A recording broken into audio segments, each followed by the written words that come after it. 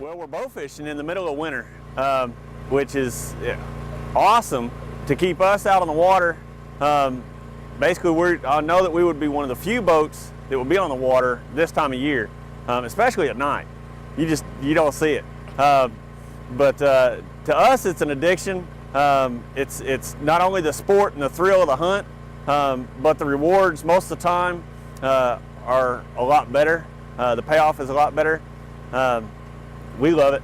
It's something that keeps us going, it keeps us active, and it keeps us the thrill of the hunt. This is my late 80s Panther airboat.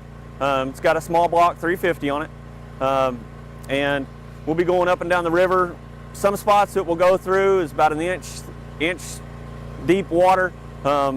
Sometimes dry land to be able to get to the next spot. Upriver just depends on how much water's flowing, but you have to be able to get to where the fish are. It doesn't take much to set up a boat for bow fishing. A lot of guys will have it retrofitted to where they can take a regular bass cat or whatever it is and snap rails on and off. On mine, it's nothing but bow fishing. We've had a rail built around the front, a knee rail, kicker rail to keep you inside the boat and keep you safe. It also gives you a spot for your halogen lights to light up the water and the area that you're hunting.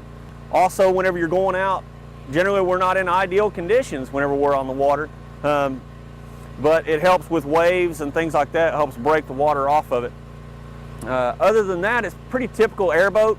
It does have a few modifications. We've got the generator in there, obviously. It's my power plant for all my lights and everything else. Most generally, whenever guys start off, they'll take their old hunting bow or an old recurve. They'll retrofit it and they'll put just a regular spin cast reel on there with some good line, and then a 5/16 fiberglass arrow, and then some type of fish point. And then everything else is very traditional as far as there are no sights.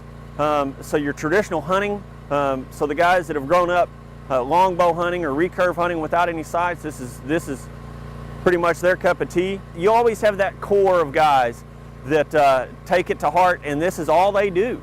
I grew up traditional Oklahoma boy. I grew up pond fishing and deer hunting and rabbit hunting and all those things, just like most other guys my age. But I transitioned into bow fishing years ago, and this is it. This is all I do. To me, it doesn't matter the temperature. It doesn't matter what the weather is doing. I'm going to find a way to be on the water and to go hunt fish, because there's a lot of guys that are like that. It doesn't matter. There's plenty of times where we've shot fish through the ice.